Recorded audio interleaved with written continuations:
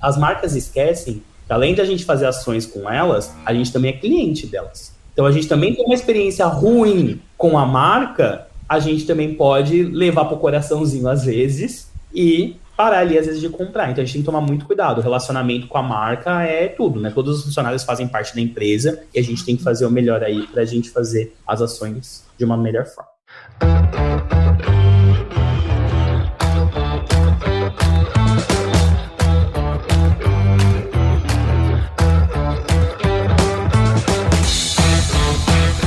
E aí, pessoal, tudo beleza? Estamos começando mais um episódio aqui no AgroResenha e nessa semana tô aqui com o Thiago Martins, que provavelmente você já deve ter ouvido falar, pelo menos aí nas redes sociais. Ele é head de influenciadores digitais do agro lá na Balala Agenciamento. O Thiago é formado em Relações Públicas pela Faculdade Paulus de Comunicação e, além de agenciar os influenciadores do agro, ele dá aula de marketing digital no Canadá, apresentador de carnaval também no Canadá, né, Thiagão?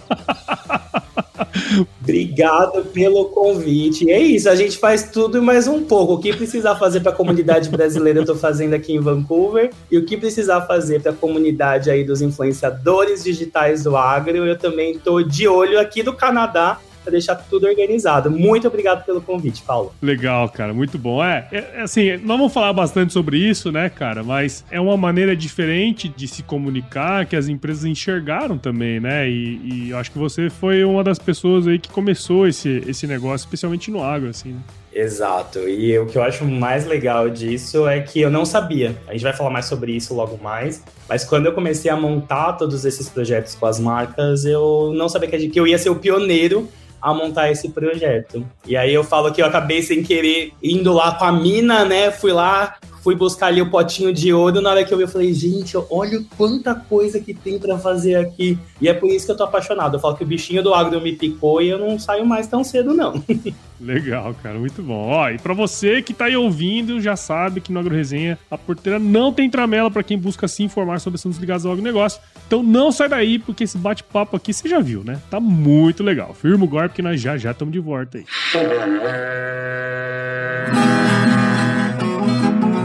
Bom, você já deve ter ouvido a máxima de que é o olho do dono que engorda o boi, certo?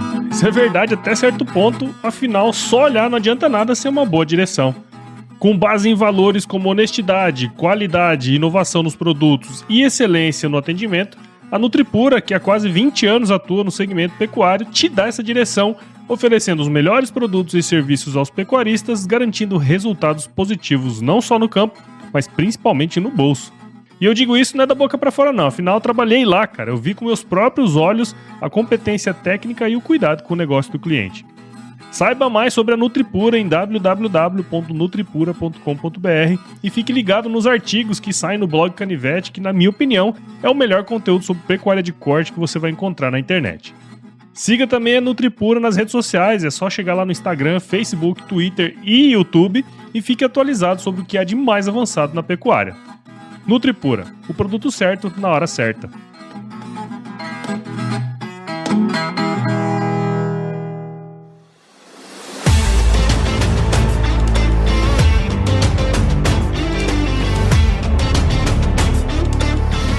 Muito bem, então aqui de volta com o Thiago Martins. E pra gente começar essa resenha aqui, Thiago, conta um pouquinho aí da sua história pra gente, cara. Bom, vamos lá. Eu tenho 31 anos, fiz agora no comecinho de fevereiro, então pra mim ainda é difícil falar 31, mas tenho 31 anos. Agora você começa a falar assim, você tá na casa dos 30, entendeu? A casa dos 30. É, porque até 39 tá de boa. É, pra mim é uma coisa nova de falar, né? A gente nunca acha que vai chegar, mas chegou finalmente. Eu nasci no interior de São Paulo, em Araraquara. Nasci numa região que eu via muito laranja, cana-de-açúcar. Tinha amigos que estudavam comigo, que eram pais de produtores, né? Eram filhos de produtores, desculpa. E aí, nessa história, eu não entendia muito bem o que era aquilo. A gente estuda em geografia, né? Quando a gente vai tentar entender um pouquinho mais sobre a geografia brasileira, mas eu não entendia. Cheguei até a fazer, porque muita coisa de interior, né? A gente gosta de pousar na casa dos amigos, a gente até já chegou a pousar numa fazenda e tudo mais, mas eu não entendia muito bem o quanto aquilo era imenso, né? Era uma indústria tão grande. E aí o que aconteceu foi que eu estudei, né? Fiquei em Araraquara, Quando eu terminei o meu ensino médio, eu fui para São Paulo estudar Relações Públicas, porque eu sabia que eu queria fazer RP na parte de comunicação. Quando eu fui para São Paulo, eu fui me apaixonando por esse mercado do RP 2.0, que era essa área de mídias sociais. Não sabia que também era uma coisa muito nova. E era engraçado, Paulo, que meu pai ele me batia e falava assim, não, internet nunca vai te dar dinheiro, sai da internet, vai estudar mais e tudo mais. Vai estudar um negócio que presta, né? Não presta internet. E foi muito legal, assim, que eu fui explorando a internet com a evolução dela, né? Uhum. Desde aquela época, a evolução dos influenciadores. A gente teve o Felipe Neto, hoje que é uma febre, tem pessoas que gostam, tem pessoas que não gostam, mas ele é desta fase da internet. O blog do Cid do Não Salvo, Jacaré Banguela. Então foi interessante que eu peguei a evolução das pessoas saindo do Orkut, indo pro Facebook. O Facebook, algumas pessoas começaram a ir pro Twitter. Depois disso, a gente chegou finalmente ao Instagram. Então eu peguei toda essa fase, assim. Então foram, até hoje, né, são mais de 12 anos trabalhando nesse mercado de marketing digital, sempre trabalhando com agência de publicidade. E eu já trabalhei em vários segmentos. Então eu amo contar histórias e eu aprendi que o segredo é que você saber contar histórias. Sem dúvida. Então eu já cheguei a contar histórias para Heineken, cheguei a contar histórias para PepsiCo, fui na fábrica da Elma Chips, comer salgadinho quentinho. Realizou um sonho, né? Não, é o sonho de criança das pessoas, né? Conhecer a fábrica e experimentar o salgadinho quentinho ali. Então foi muito gostoso que eu já trabalhei com várias marcas. Grupo Sanofi, trabalhei com Pfizer, trabalhei com tanta coisa, GM, SBT. Então eu sou muito apaixonado por contar histórias. E aí aos poucos eu fui entrando no mercado do agro, em 2019, e o bichinho picou e eu fiquei. Mas basicamente, de uma forma geral, é isso. Tô no Canadá desde o finalzinho de 2021. Vim pra cá com aquele medo, e aí eu vi uma vaga para dar aula de mídias sociais. Eu já fazia dando aula para criadores de conteúdo aí no Brasil. E eu tô dando aula aqui na parte de marketing digital. Então, dou aula de social media, digital marketing 1, digital marketing 2, o TCC deles. Então, assim, essa é a minha historinha, assim, sendo bem breve para você. Cara, e eu vivenciei um pouco dessa época aí também, sabe? Eu lembro que eu lia muito Jacaré Banguela, assim, meu. E o Jacaré Banguela é aqui de Cuiabá, não sei se você sabe, ele é daqui. Sério? Eu não sabia disso. Ele é amigo de um amigo que é próximo, assim, e, tipo, eu lembro, cara, muito bem dessa evolução, porque eu sou um pouquinho mais velho, mas não muito. Mas eu vivi a época do ICQ, cara. A época do ICQ. Eu também. Então. 1709-45566 é meu ICQ, tá bom?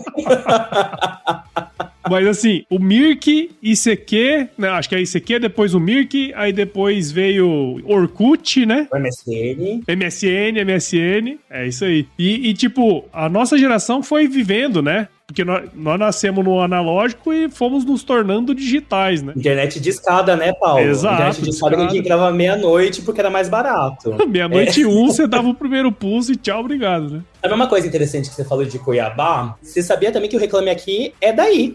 Não sabia, não. O fundador, o Maurício, ele é também aí, de Cuiabá, do seu país, Cuiabá. De Cuiabá para o mundo, hein, meu? Exato. Teve uma época que várias agências digitais estavam sendo criadas em Cuiabá por conta dos impostos e também da qualificação de profissionais aí. Olha aí, bom demais, hein, cara? Mas assim, puxando um pouco da sua história, né, e uma coisa que a gente sempre comenta aqui no Agro Resenha, independentemente de quem vem, né, mas tem muitas pessoas que eu gosto de trazer que não são do agro, né, assim, propriamente dito, mas, na verdade, não se enxergavam no agro, porque, assim, o agro precisa de tudo isso. Quando a gente pensa em um setor inteiro, tem várias coisas ali que a gente precisa, né, de serviços que a gente precisa. Você trabalhou em agências de publicidade, seu universo, pelo que eu pude perceber, foi sempre urbano também, né? Apesar de você ter tido contato ali no interior, porque o interior de todo o estado tem agro pra caramba. Mas quando você teve o seu primeiro cliente, assim, do agro, de fato, o que você teve que aprender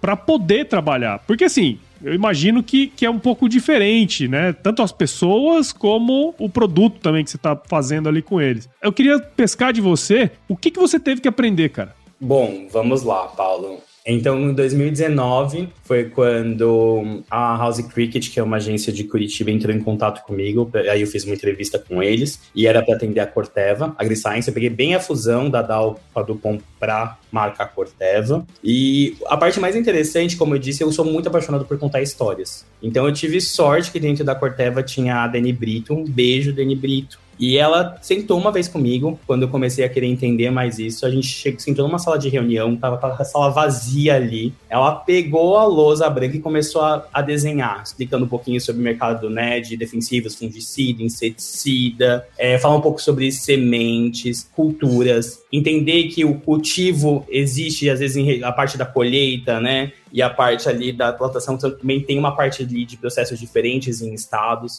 Então foi uma coisa que eu fui começando a entender, porque eu falei, gente, mas como que eu consigo contar essa história? Fui entendendo aí as principais culturas do Brasil, as principais culturas por região. Então foi esse aí o meu momento mais de explorar e descobrir, sabe? Foi uma coisa também interessante que nesse momento, quando eu também recebi estudos para entender as principais cidades que produziam alimentos para todo o Brasil, eu também fui tentando entender a internet por lá. E aí também saíram vários estudos através do IBGE que mostravam que fazendas, tipo 80% de fazendas das principais cidades que produziam alimentos, que são grandes aí no agro, não tinham internet. Então foi um processo muito de exploração, um processo de conversar e ensinar para o cliente que as pessoas que ele estava querendo atingir, nesse momento, nem todos estavam lá, mas foi aquele trabalho, a gente falava, vamos começar a trabalhar com reputação? Vamos começar a trabalhar em criar relacionamento com essas pessoas? E foi uma mudança que a gente pegou em 2019, as pessoas ainda estavam do agro muito no Facebook, nas comunidades, fazendo publicações, e a gente decidiu que a gente ia fazer uma estratégia do Instagram. A gente percebeu essa mudança também para o Instagram. Então foi uma coisa muito legal que eu fui aprendendo com o agro e eu também fui estudando o setor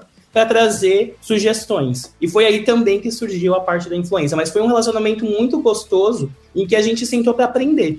Então, a nenhum momento existia, eu sei disso, eu tenho conhecimento. Então, era o conhecimento que eu recebia do time da Corteva e eu entendendo o que estava acontecendo também, um pouquinho do agro, entendendo também comportamentos, para a gente conseguir fazer esse 360 funcionar. E quando a gente percebeu que deu a liga, foi aí o momento do boom, sabe, de relacionamento. E é interessante você colocar isso, né? Porque assim, você tá falando da sua experiência, mas isso serve para qualquer pessoa, né? Você chega num lugar, um ambiente diferente, às vezes até num setor diferente, você tem que sentar a bundinha na cadeira e dar uma estudada, né, velho? Você ligar o botão ali da humildade e saber que você não sabe tudo, né? Eu acho que esse é um ponto super importante e que eu vejo, tá? Assim, pelo menos as pessoas que trabalham no agro, que não têm essa formação no agro, vestir as sandálias da humildade faz com que esse cara, essa pessoa, né, ela consiga prosperar ali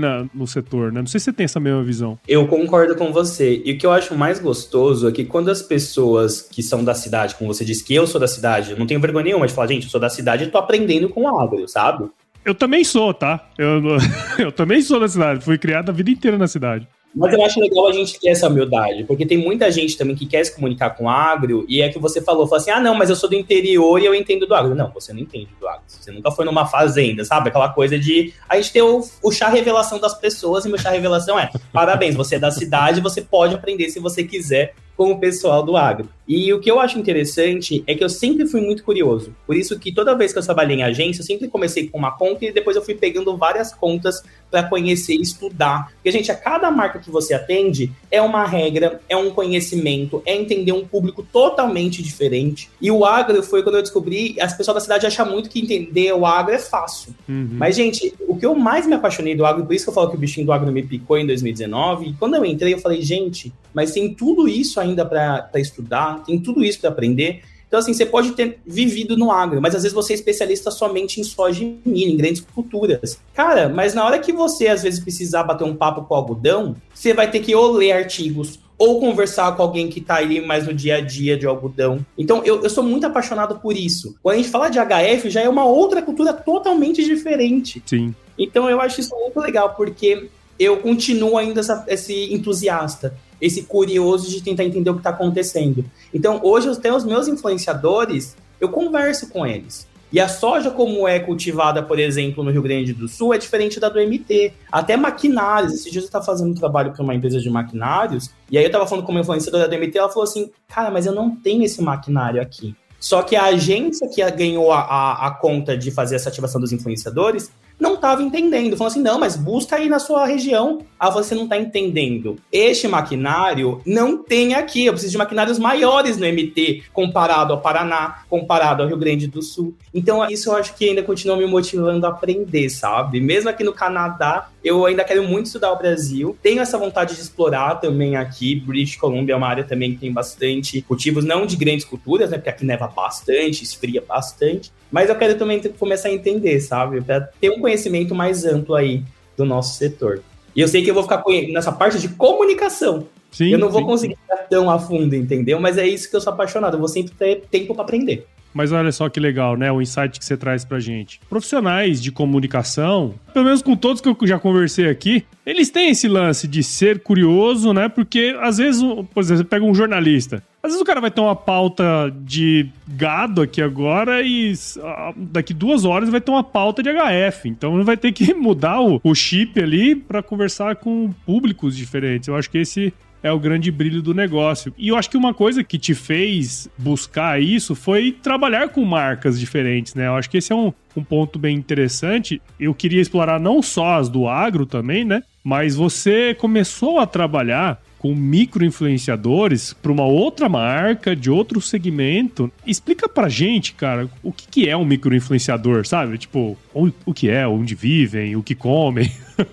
O Bota, essa história é muito engraçada. Somos homens. E a marca que eu tive que fazer esse desafio de fazer ações com micro-influenciadores, eu vou explicar um pouquinho mais sobre micro-influenciadores, foi Dermacide, que é sabonete íntimo. Então, assim, como um homem vai criar uma campanha para falar sobre sabonete íntimo feminino. Então, mais uma vez, é fazer pauta, é conversar com as minhas amigas. Eu comprei o produto, óbvio que eu não tenho, né, uma região íntima feminina, mas vou tentar entender o que aquilo muda de um sabonete líquido normal. E aí, o que aconteceu? Chegou um momento da internet em que as marcas grandes sempre queriam trabalhar com os grandes influenciadores. Então, era tipo, eu quero fazer ação com o Google Gloss, eu quero fazer ação com a Nina Secret, isso fora do agro. Então, era um momento que esses influenciadores que já tinham atingido seus milhões no YouTube, no Instagram, no Facebook, que tinha até as páginas também, começavam a cobrar muito caro. Porque para eles, já que eles ali estavam ali no creme de la creme do mercado de influenciadores, fazer uma ação, por exemplo, com o Google Gloss era no mínimo 100 mil reais, entendeu? Para uma coisa simples de publicação.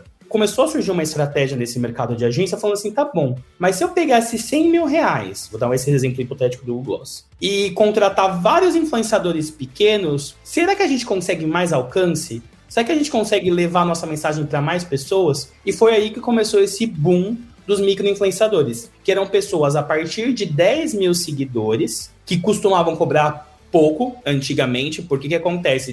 As marcas grandes não tinham essa visão. E esses influenciadores queriam ter, olha, eu fechei com a Oral-B, eu fechei com Dermacide. Então foi o boom que a gente começou a entender, cara, eu não vou gastar 100 mil reais para fazer uma publicação. Vamos começar a criar uma construção e uma conversa. Então foi uma ação que eu fiz, né, na época eu estava na Publicis também com a minha equipe, que a gente fez uma ação com mais de 45 influenciadoras, e que a gente criou o desafio Dermacide. Tinha a Mari Saad, que era uma influenciadora grande na época, mas aí a ideia era criar uma comunicação. Então a gente criou como se fosse um desafio. Então ela falava sobre como que ela se sentiu depois de uma semana testando o produto, e ela desafiava mais 2 meninas para fazer o mesmo. Era coisa que essas 2 desafiavam mais 2, e isso ia passando.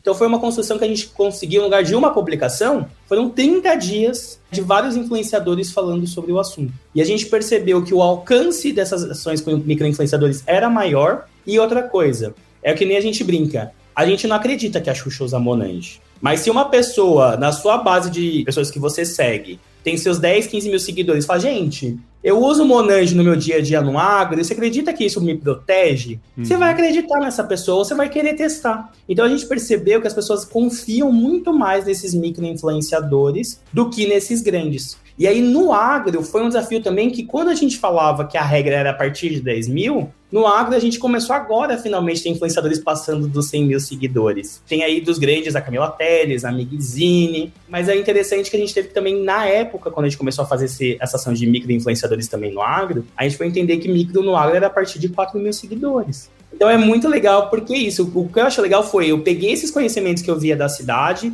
aprendi muito, e aí foi aí que eu comecei a tentar levar para o agro, mas tentando mudar, entendendo quais são os perfis dos influenciadores do agro, que são totalmente diferentes da cidade, entender o que é um micro-influenciador no agronegócio, o que é um grande influenciador no agronegócio. Então é um processo que, assim, hoje as marcas não estão ainda vendo os micro-influenciadores, mas eu acredito que esse boom vai começar a acontecer. Até vendo que a mesma empresa que eu fiz a ação lá atrás com o Dermacide é a empresa hoje que as marcas estão batendo na porta desses influenciadores que ainda não são agenciados, oferecendo um valor menor para fazer ações. Entendi. E isso é muito louco, né, cara? Porque você tava falando aí e eu tava concordando. Porque, assim, faz mais sentido mesmo. Quando você tem uma pessoa que parece ser mais próxima a você, você tem a acreditar mais, a se envolver mais na história dela também, né? Eu acho que esse é um ponto bem interessante. E eu queria puxar, porque assim, ó, hoje a utilização desse tipo de influenciador, né, de micro-influenciadores e tal, ele já é uma realidade, né? No agro, a gente vê aí, por exemplo, eu que estou participando de várias feiras esse ano, né, da maioria delas, eu vejo vários micro-influenciadores, a turma tá rodando, outros até que são influenciadores maiores, e eu queria que você falasse pra gente, você já falou um pouquinho, mas eu queria saber como que foi essa implantação, sabe? Como é que foi esse início? Eu sei que não deve ter sido fácil, e eu queria que você falasse também quais são os principais desafios para vocês e, sobretudo, para as marcas, para elas entenderem que isso pode ser uma realidade. Então, eu queria saber como que foi lá no início a implementação desse processo e quais os desafios, né? O que as empresas hoje precisam entender para utilizar isso da melhor maneira também, né, para elas. Perfeito. E aí, como que foi, né? Então, eu trouxe esse conhecimento quando eu cheguei pro pessoal da Corteva e falei, gente, vamos fazer ações com influenciadores pra gente trazer credibilidade. Aí eles falaram pra mim assim, Thiago, faz o seguinte, quero que você faça um estudo, então, pra gente, pra ver quem são esses influenciadores e tudo. Nessa época, Paulo, os bambambãs, assim, do agro tinham seus 20 mil, 30 mil seguidores. Então, era bem aquele início de projeto. E quando eu trouxe isso para as marcas, eles falaram assim, tá bom, mas você acha que 30 mil pessoas que essa pessoa tem vai influenciar o nosso negócio? Você acha que isso vai valer muito mais a pena do que eu investir em mídia publicitária? E aí foi um desafio que eu cheguei a conversar da seguinte forma com eles. Falei assim, tá bom,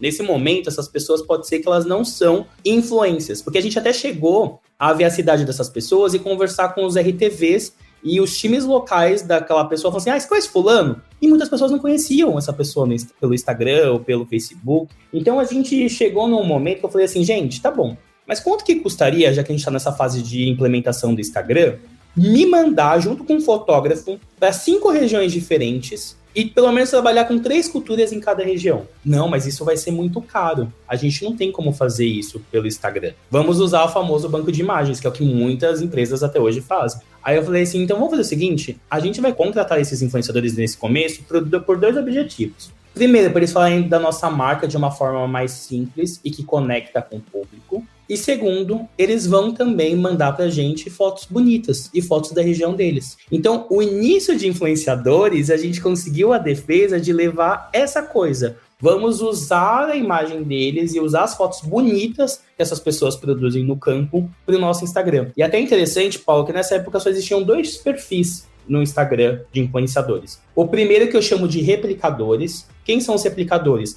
São as páginas que já existiam com mais de 100, 200, 300 mil seguidores, mas eles não são proprietários de criar conteúdo deles. Eles vão nesses influenciadores pequenos e médios e falam, olha, gostei tanto do seu conteúdo, eu posso compartilhar na minha página do Instagram? Então, essas pessoas a gente não queria trabalhar para a gente criar um conteúdo qualificado, um conteúdo mesmo do proprietário que tirasse a foto. Então, essa não foi a nossa estratégia de gerar um alcance para essas pessoas que tinham vários seguidores. E aí a gente foi realmente para esses micro-influenciadores, que eram pessoas que estavam em estados diferentes, com culturas diferentes para falar com a gente. E aí, na primeira ação que a gente fez, da virada da marca, a gente ativou 4 ou 5 influenciadores. E aí a parte mais interessante foi que a gente, nessa história, quando começou a fazer as ações pagas com os influenciadores, a gente tinha o pessoal da assessoria, que era a empresa, inclusive a empresa maravilhosa na parte de assessoria de imprensa. E a gente, junto com a empresa, então a agência de publicidade, com a assessoria de imprensa, junto com a Corteva, a gente começou a definir o que a gente pagaria os influenciadores e o que a gente não pagaria os influenciadores. Então, ações de relacionamento, ações para feiras que eles gostariam muito de conhecer na época, a gente chamava isso de ativações orgânicas. E a gente convidava. Eles não eram obrigados a ir, eles não tinham um escopo mínimo contratado, eles postavam se quisessem, mas era uma coisa que a gente começou a meio que criar uma regrinha, sabe? Do que a gente dava, do que a gente não dava. Nessa época também, a gente teve a ideia de confeccionar um chapéu da Corteva. A gente depois foi descobrir que o chapéu para os influenciadores se tornou como se fosse o selinho de verificado para eles de influenciadores profissionais no agro. Então foi aí que começou toda essa história. E aí o boom começou dentro também da marca, quando algumas pessoas começaram a chegar no presidente da Corteva, falando, olha, eu vi você no Instagram do fulano, eu vi você no Instagram do ciclano. Então as pessoas realmente estavam entendendo, né, da comunicação e da equipe da Corteva que era importante ter influenciadores lá para fazer as coisas acontecerem. Então o mix perfeito é sempre a gente ter os jornalistas, porque eles têm uma credibilidade, têm uma reputação maravilhosa, mas também ter os influenciadores para mostrar esses bastidores e tudo que está acontecendo nos eventos, é o match perfeito. E aí vem os desafios das marcas que você também me perguntou, né? Então assim, eu contei para você a história, mas quais são os desafios? As marcas hoje, algumas, né, as que ainda estão começando a trabalhar com isso, elas não sabem dar o valor exato para o influenciador. Então, já chegou a ver marcas para mim falando assim, eu tenho R$100, eu posso fazer um Reels e um Stories para o influenciador? Então, assim, eu acho que... Lembra que a gente estava falando agora sobre humildade? Sim. Quando a gente não sabe de sentar e falar assim, você pode me ensinar? Você pode me explicar o que está acontecendo? Então, eu acho que o desafio das marcas hoje é aprender e também fazer o que eu estou falando com você, Paulo, de começar a definir o que eles podem tentar com os influenciadores que seja de uma forma orgânica e o que eles podem tentar conversar com os influenciadores e entenderem, putz, a partir desse momento, se eu quiser fazer uma coisa neste caminho, eu preciso pagar eles. Porque ainda vem marcas para mim, Paulo, falando, olha, eu quero o endereço do influenciador tal, se eu mandar um bloquinho de notas, uma caneta e um boné, ele pode fazer um Reels e um Stories? A partir desse momento que você está mandando alguma coisa, você tem que entender que vai do influenciador ver essa conexão com a marca e decidir se ele vai postar ou não. A nenhum momento eu vou falar que ele vai ou que ele não vai postar. Porque o que eu falo é que nem quando você recebe alguma coisa na tua casa. Às vezes você vai querer gostar e agradecer, e às vezes você vai falar assim, legal, tem um bloquinho de notas. Você vai lembrar, agradecer mentalmente, mas às vezes você não vai mandar a mensagem agradecendo o carinho. Então acho que falta essa coisa de ter humildade e tentar entender que assim, não é você mandar um press kit que o influenciador ele é obrigado a postar. Sim, sim. Eu vivi um pouco disso, apesar de não ser um influenciador e tal, mas eu tenho uma vantagem que, como eu tenho filhos, a minha resposta é muito simples. Bloco de nota não paga fralda. É inteligente. Entendeu? Porque é o seguinte... É interessante, Paulo, desculpa te interromper. Pode falar. É sobre também que muitas pessoas pensam que influenciadores é venda. Automaticamente eu penso, se eu fizer uma ação, eu vou vender, mas não. Quando a gente está falando de influenciadores, ou quando uma pessoa decide contratar um podcast com você, a gente está falando da credibilidade, a gente está falando de gerar alcance, relacionamento, eu chamo de brain recognition, tipo, então você fala, eu vou ver essa marca, então essa marca eu vou fazer. Então assim, não pense que também é criar um cupom de desconto e a pessoa vai acabar comprando, né? Sem dúvida, e faz todo sentido, porque é o seguinte, você pega o AgroResenha, né? O AgroResenha, sou eu aqui, tenho uns 11 mil seguidores, nada mais do que isso, com o pessoal que escuta, mas assim, tipo, tem coisa, cara, que não dá pra fazer, chega a beirar o absurdo, entendeu? E eu passei por uns negócios assim, tipo, de empresa mandar aqui pra mim uns negócios e eu não postar, né? Legal, bacana, eu agradeci e tal, mas, tem coisa que não tem jeito. É um trabalho, né, cara? Hoje eu acho que as empresas e até mesmo os influenciadores, eles já estão começando com uma pegada diferente. Então, assim, o negócio vira... É um business, né, cara? Então tem que remunerar, né, meu? É que você falou, a fralda, você não consegue trocar o bloquinho de notas, né, o post-it pela fralda. Exato. Então, assim, as pessoas também hoje, se elas trabalham numa empresa, elas têm o valor delas, elas sabem quanto elas valem. Então, o influenciador, ele não vai ser diferente. É o que eu falo também com muitas marcas, assim. Cara, o influenciador, ele não vai parar a produção dele, que ele tá lá se dedicando, que ele ficou cuidando ali daquela sementinha e ver ela crescer, e vai parar, 3, 4 horas do dia dele para produzir o conteúdo que você quer de graça. Sim. Então, assim, existe essa coisa de ver. Mas é que a gente tava falando. Por exemplo, essa empresa que quer chegar em você, Paulo, é ter humildade. Cara, vamos fazer uma reunião? Deixa eu entender como funciona seu negócio. Eu não tenho tanto dinheiro. O que você consegue fazer por tanto? Muda tudo. Você vai tentar criar um relacionamento ou tentar ver, olha, com isso eu consigo fazer isso. Você gostando do trabalho, a gente pode começar a fazer as coisas acontecer. É o que você falou, é sentar mesmo, falar, me conta tudo, me ensina. E eu não me importo, assim, Paulo. Eu faço várias reuniões sem fechar nada. Mas eu gosto de ensinar, de passar esse conhecimento. E é muito melhor do que a marca se queimar. Porque tem marcas hoje também no setor que a gente fala, é a marca tal, o pessoal já dá risada. O influenciador não quer fazer ação com essa marca por conta de falta de respeito. Então, assim, é tomar cuidado para você não ser motivo de piada também no setor. Porque eu gosto muito de uma frase, uma vez que a Raquel Weidman me falou. Ela falou assim, as marcas esquecem que além de a gente fazer ações com elas, a gente também é cliente delas. Então, a gente também tem uma experiência ruim com a marca, a gente também pode levar pro coraçãozinho às vezes e parar ali às vezes de comprar. Então a gente tem que tomar muito cuidado. O relacionamento com a marca é tudo, né? Todos os funcionários fazem parte da empresa e a gente tem que fazer o melhor aí pra gente fazer as ações de uma melhor forma.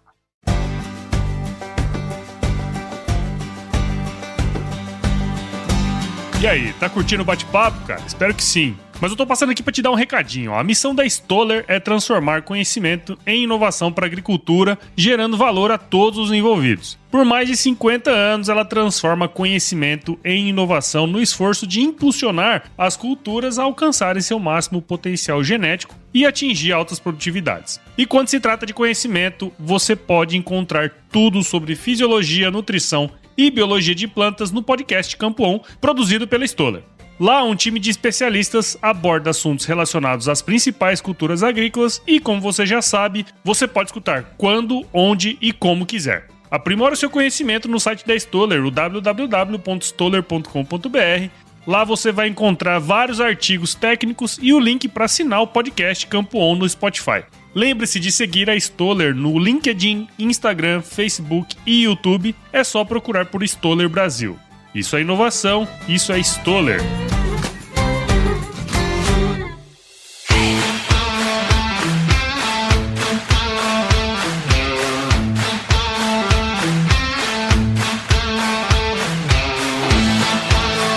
Você falou uma coisa aí que eu queria puxar, que você gosta de ensinar. Inclusive, você tá aí no Canadá ensinando marketing digital pra galera. E até pensando nesse mercado e a forma de ajudar, né, quem gostaria de entrar nesse universo, você criou aí um curso, né, cara? Você começou a ensinar essa galera a criar conteúdo, a navegar nessa onda aí de uma maneira geral, né, velho? Conta pra gente aí, na sua visão, quais são os atributos mais importantes para quem quer se tornar um influenciador do agro. Fala um pouco do seu curso também, que eu sei que você tem um curso para influenciadores do agro também, né? Fala um pouquinho pra gente aí, cara. Bom, vamos lá. A ideia do curso surgiu que foi assim, eu parei de trabalhar com a Corteva em 2020, na metade pro final de 2020, e aí foi quando eu percebi que os influenciadores estavam muito perdidos e que eles precisavam de ter alguém ali para ajudar eles, para falar quanto cobrar, o que fazer, o que era um briefing. Então, a ideia tanto da agência quanto também do curso foi tentar entender o que a gente poderia fazer para contribuir com esse relacionamento de marcas com influenciadores. Então, foi aí que surgiu tanto o curso quanto a agência. Então, a agência a gente continua também assim criando parcerias com marcas e com influenciadores.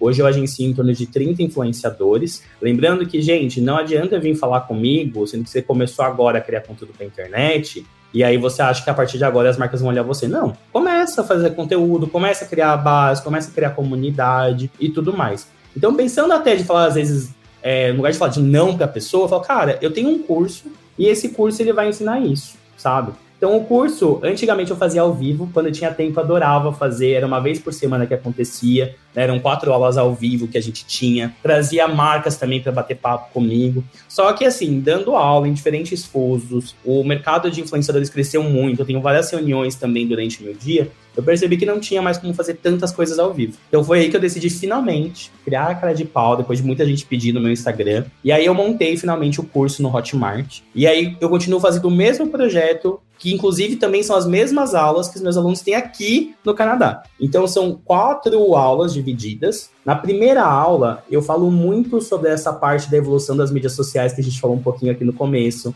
de como foi essa evolução do Orkut, YouTube, Twitter, Instagram, LinkedIn. Eu falo um pouco da evolução. Eu mostro o cenário do agro e eu explico um pouquinho os tipos de influenciadores que a gente tem no agro. Eu falei, por exemplo, nesse começo do papo com você na história das marcas, que tinham os replicadores e tinha um outro perfil que eram os micro-influenciadores que eu chamava de aspiracional.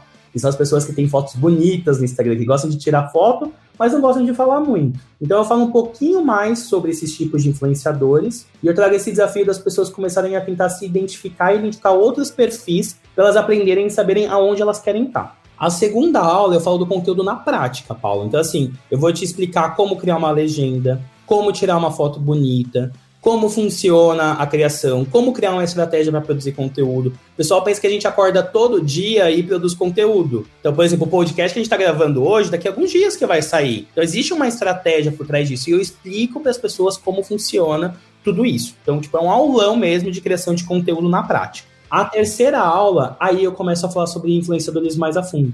Quanto cobrar, como funciona uma emissão de nota fiscal. Ou caso você queira trabalhar com agenciador, o que você espera dele? Qual é a diferença da empresa, da agência de publicidade, da assessoria de imprensa, do agenciador? Então eu explico tudo isso de uma forma mastigada para entender como você pode chegar nas marcas, como funciona o relacionamento, qual é a primeira área de você cobrar para fazer uma ação. E aí a última aula eu falo de mensuração de resultados em Media Kit. Então eu falo explicando o que é um Media Kit, que é um conteúdo, uma apresentação que você fala sobre você mostra seus números e resultados que as marcas pedem. Eu também falo então como que você consegue ver quais são os melhores conteúdos que você produziu, como você cria insights disso para produzir seus próximos materiais. Então assim, é uma aulona completa que eu dou, porque eu percebi que as pessoas precisam disso, sabe? Então assim, você quer tentar desbravar e aprender a criar conteúdo do zero?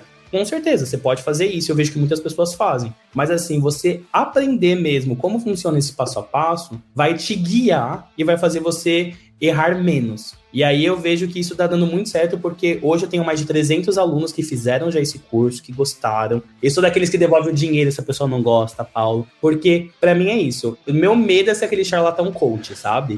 Esse é o meu maior medo. Então, assim, pra mim, assim, eu quero que as pessoas aprendam, eu quero que as pessoas tenham experiências, que as pessoas se relacionem. Então é isso. Então são essas 4 aulonas ao vivo. E às vezes eu também vou aparecer e marcar um aulão assim ao vivo pra galera, pra tirar dúvidas. Durante todas essas aulas eu também compartilho meu e-mail, eu valido todo o conteúdo que as pessoas estão fazendo. Então assim, é uma coisa muito legal e eu sou apaixonado, assim. E os atributos que você também comentou, quais são? Eu acho que primeiro é você perceber que você pode ser você mesmo. Ninguém gosta de gente falsa e as pessoas às vezes tentam fingir, mas quando vão nas feiras, como você disse, é horrível. Então assim, é você ser você mesmo, você saber do que você quer falar, não tem como você falar tudo. Então assim, do que você quer falar? Você quer falar de soja? Você quer falar de milho? Você quer falar sobre a sua região? Você quer ser conhecido por ser um especialista de marketing? Mas assim, é legal você saber qual é o seu nicho, sabe? E frequência. Então assim, a gente precisa ter o poderzinho do hábito de você criar frequência, e saber que é isso. E ter paciência também, porque não é de um dia para o outro que você vai bombar, que você vai crescer e as pessoas vão amar você e você vai começar a ganhar dinheiro com a internet. Respeita o tempo, vai com paciência. É difícil? É uma profissão. Mas aí eu prometo que os resultados depois vêm de uma forma maravilhosa. Eu tenho influenciadores meus que já estão começando naquela coisa. Alguns já estão, mas eu tenho outros que falam assim, cara, eu acho que eu vou largar meu trabalho de RTV e eu vou trabalhar só com isso. Fazendo consultoria e também criando conteúdo para a internet. É gostoso quando você vê que a pessoa hoje ela tem essa opção, né, de trabalhar com isso. Cara, isso aconteceu comigo, assim, de certa maneira, né? Porque, assim, quando eu comecei a fazer podcasts no agro, era tudo mato mesmo, né? Fechado. 2017, né? Então, muita coisa mudou de lá pra cá, né? Eu vejo que tem muitos influenciadores, grandes influenciadores, inclusive. Alguns passaram até pelo podcast lá no início deles. Então, assim, cara, é bem legal a gente ver essa evolução. E eu sempre falo isso, e eu não sei se você tem essa mesma visão. Ainda está tudo por fazer. Exato. Eu vejo que tem muito espaço, Paulo. Tem gente que olha hoje pra mim e fala assim, mas não tem mais do que criar conteúdo pra internet. Mas, gente, tem muito espaço. Eu falo que a cultura é dos cítricos, não temos pessoas falando de cultura de cítricos. Cana-de-açúcar é um mercado grande, mas são poucos criadores hoje que falam sobre cana-de-açúcar. A região ali do Mato Piba, nossa, a gente precisa. As marcas vêm pra mim assim, Thiago, eu aceito pessoa de 10 mil seguidores, 5 mil seguidores no Mato Piba. Eu não tenho. A Bahia até cresceu bastante de número de influenciadores nos últimos tempos. Eu até brinco com a Mônica do MKT do Agro que esse mercado ali, né, da região de Luiz Eduardo Magalhães bombou. Mas eu vejo tanto espaço, Paulo, assim, sabe? Região Nordeste, região Norte. O Mato Grosso ali tem espaço, mas Mato Grosso do Sul são poucos criadores também. Então, assim, é isso, gente. A gente tem muito espaço para todo mundo. E para cada um ser do seu jeitinho, sabe? E isso faz todo sentido, né, cara? Porque assim, eu falo pra todo mundo que fala assim, Paulo, eu queria fazer um podcast. Eu falo assim, faz do jeito que você é, velho. Porque você não consegue sustentar uma conversa de meia hora não sendo você. Você não consegue. Você pode até fazer uma foto imitando alguma coisa, tentando ser alguém que você não é. Mas numa conversa igual essa aqui que nós estamos aqui, ou você falando pra câmera, não tem como você mudar, bicho. Porque em algum momento alguém vai te conhecer e vai ver que não é aquilo, né, cara? Então tem que ter essa ligação aí, né? Exato. E eu sinto falta, por exemplo, do Clubhouse. O Twitter até tentou criar um Clubhouse deles, mas eu sinto falta disso. Porque aí a gente separava realmente a pessoa que tinha conhecimento técnico de verdade para conversar com você, do que a pessoa que vai lá, pesquisa na Wikipedia ou no site da Embrapa e copia e cola e escreve aquele texto bonito, né? Bom, Thiago, gostei, cara, de conhecer um pouco da sua história, essa história que é recente, né, cara, mas que já mudou pra caramba e tende a mudar demais ainda nos próximos anos. Tenho certeza que quem está do outro lado, seja ele agência, seja ele aquela pessoa que quer criar conteúdo também, né? Então eu espero que a turma tenha entendido um pouco mais aí também do seu trabalho e queria agradecer, velho, você por você estar aqui e especialmente parabenizar aí você pelo seu trabalho, mano. Nossa, super obrigado. Quando você me mandou mensagem, na verdade foi uma coisa dupla, né? Eu tava indo falar com você sobre o calendário do MKT do Agro e também querendo fazer uma cotação. E você, não, mas eu também já tinha ouvido falar sobre você. E aí a gente fez o negócio acontecer, mas foi bom. Eu que agradeço muito por estar aqui. Admiro muito seu trabalho. O que eu falei também com você, no nosso offline, assim, é que eu acredito que esse mercado também de podcasts no agro, esse ano vai ser um barulhão. Eu acho que a bolha é ano que vem, tá, Paulo? Você vai ficar rico ano que vem. Tomara, Deus queira. Mas, esse ano, eu vendo também as feiras e tudo, eu acho que todo mundo entendeu a importância do podcast. Mas a galera ainda tá fazendo em feiras e tudo, eu tô vendo que tá rolando ainda umas engasgadas, sabe? Então aí vai vir aquela coisa, olha, a gente precisa de pessoas especialistas, pessoas que realmente têm a certidão. E aí você, cara, é isso, você é a referência, vai dar tudo certo. E a gente vai fazer muita publicidade juntos, fechou? Graças, se Deus quiser, cara. E assim, eu falo pra todo mundo, desde quando eu comecei a fazer podcast, sabe, Thiago? Eu falo assim, cara, você já deve ter ouvido aquela frase, quando a maré sobe, os barcos sobem junto, né? Todo mundo sobe. Uhum. E assim, o mercado de podcast, ele tá no início, cara. Então, quanto mais as pessoas, né, os criadores de conteúdo começarem a monetizar o seu trabalho, é bom para todo mundo. É um mercado que vai começar a crescer, né, cara? E eu acho que esse é o ponto. Do jeito que aconteceu com os influenciadores, tem muito potencial. E eu acho que, rapidinho, uma coisa, são duas coisas que eu acho interessante falando sobre podcast. Primeiro, o Brasil é o país que mais consome podcast no mundo. E o segundo, que foi uma coisa que eu descobri, Paulo, conversando com um produtor rural, eles ouvem muito podcast por conta do sinal da internet. Sim. Então, para eles não ficarem ali sempre ouvindo o Spotify, essas coisas, eles baixam o podcast no modo ali, né, que tá sem modo avião, baixam aquilo e vão ouvindo o tempo inteiro. Então, com certeza, tem muita gente que tá ouvindo a gente agora, que tá nessa situação e vai se identificar. Tiagão, esse era eu em 2013, cara. Eu morava na fazenda, no Pará, e eu deixava meu celular baixando os episódios na sede e escutava à noite, cara, porque não tinha televisão. O que você ouvia, Paulo? Na época, eu ouvia Nerdcast, cara. Comecei ouvindo Nerdcast, entendeu? Então, tipo assim, quando eu comecei a fazer podcasts, eu pensei, cara, deve ter mais gente igual eu. Não é possível que não tenha gente igual eu. que tá no mato, tem uma internet bosta lá ou viaja pra caramba. Cara, as pessoas vão querer entender um pouco mais, querer estudar enquanto estão no caminho. E é um pouco essa a ideia do podcast. Demais. Não, e é muito legal. E por isso que eu vejo que isso só tende a crescer, sabe? Mas conta pra nós aí, Thiago, pra quem quiser saber um pouco mais de você, te acompanhar, como que a gente pode encontrar o seu trabalho, velho? Bom, o meu é fácil. No meu Instagram é Thiagro. Literalmente é Thiagro. Ótimo, tá? Eu já vou te falar que é esse... Não, é maravilhoso e é sem H, gente. É sem frescura, tá? Eu falo que H é sem frescura. Então é Thiagro. E é isso, gente. Lá eu tô compartilhando bastante coisa ali, contando novidades e tudo. Acho que eu preciso fazer um Reels pra falar sobre as atualizações do Instagram. Mas assim, gente, todas as plataformas decidiram fazer atualização. LinkedIn, Twitter, Instagram. Então, assim, eu tô só esperando, né, finalmente o tio Mark resolver o que ele quer da vida dele. Tem muita coisa também que ele tá lançando e tá deletando pra fazer um completão. Mas é isso, me sigam. Lá eu faço muito chá revelação falando das coisas que as marcas estão fazendo de errado. Eu falo muito de perfis que as pessoas podem seguir. E tô sempre dando dicas. Então, me sigam lá, Thiagro, e a gente vai conversando por lá. Bom demais. Thiago, agora vamos pro nosso glorioso quiz aqui, cara. A parte mais importante desse podcast.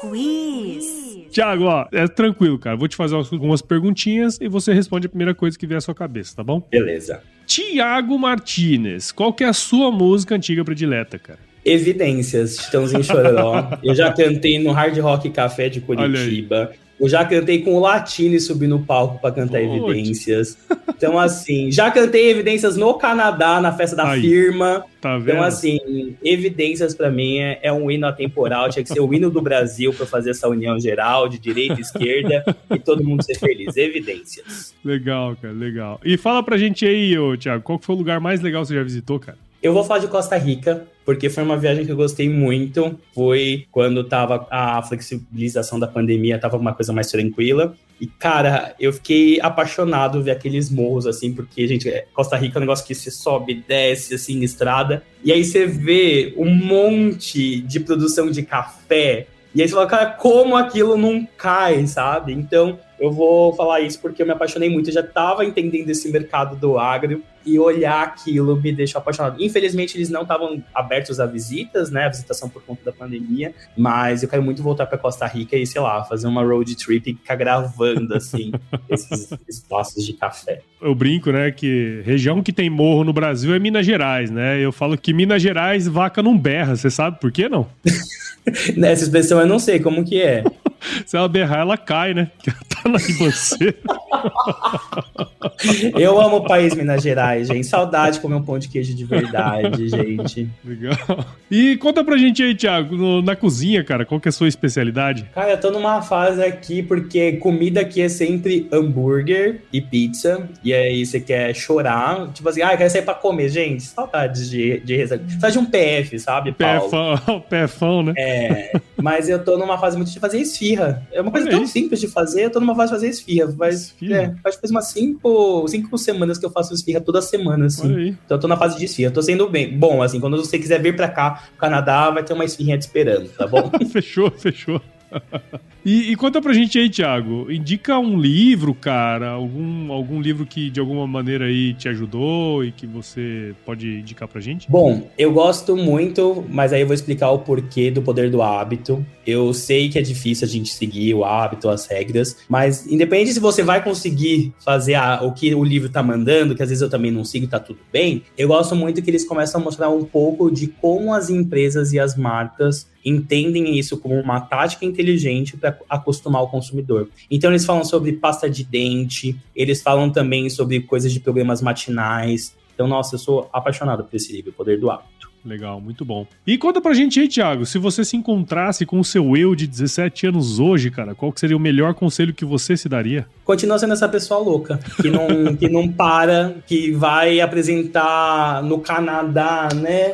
Carnaval no Canadá. Carnaval com babado novo. E é isso, continua sendo essa pessoa louca, de sempre falar sim, de sempre experimentar coisas, testar coisas, porque a vida é testes. É a gente aprender e a gente arriscar. Então é isso. O Thiago, eu ia estar muito orgulhoso, assim, dele, sabe? De tudo que ele tá fazendo agora. É isso. Show de bola, cara. E pra você aí que acompanhou essa resenha minha com o Thiago aqui, eu tenho certeza que você viu o valor nela, né? Até porque você tá aqui com a gente até agora. Então considere compartilhar esse episódio aí. Vai que você tem um amigo ou uma amiga que quer se tornar influenciador digital no agro, né? Manda esse episódio aí pra essa pessoa, porque o podcast ele cresce na medida em que você participa participa junto com a gente e compartilha esses conteúdos legais. Então, assine o AgroResenha em todos os agregadores de podcast. A gente tá lá no Apple Podcast, Google, Spotify, Deezer. Siga as nossas redes sociais também lá no Instagram, Facebook, LinkedIn e Twitter. A gente tá lá como @agroresenha. Entre no nosso grupo do WhatsApp, o nosso canal do Telegram, o link tá lá no nosso site, o www.agroresenha.com.br. E escreva pra gente também para contato@agroresenha.com.br se você quiser indicar entrevistados, mandar um oi pra gente adora receber ois. E nós fazemos parte da Rede Agrocast, a mais bonita e fofa rede de podcasts do agro do Brasil. Então se você quiser ouvir outros podcasts do agro, é só colar lá em redeagrocast.com.br.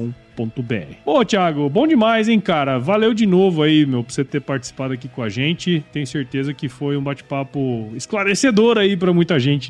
Eu que agradeço e foi um prazer falar com você. Conte comigo aí também pra gente passar outras sugestões de nomes pra ti. E obrigado pra todo mundo que ouviu até o final. E é isso, foi um prazer esse papo. E vamos juntos sempre aprender, que a gente falou, né? Ter humildade e falar, vamos sentar ali e aprender. Obrigado, Paulo. Vou te falar agora uma frase, um aprendizado antigo, tá? Que eu passo para todos os meus convidados, que é o seguinte: se chover não precisa molhar a horta não, tá bom? Fica tranquilo. E carro também, né? Eu fui lavar o carro ontem e começou a chover. Tristeza, que tristeza, mas tudo bem. Obrigado aí pelo aprendizado, Paulo.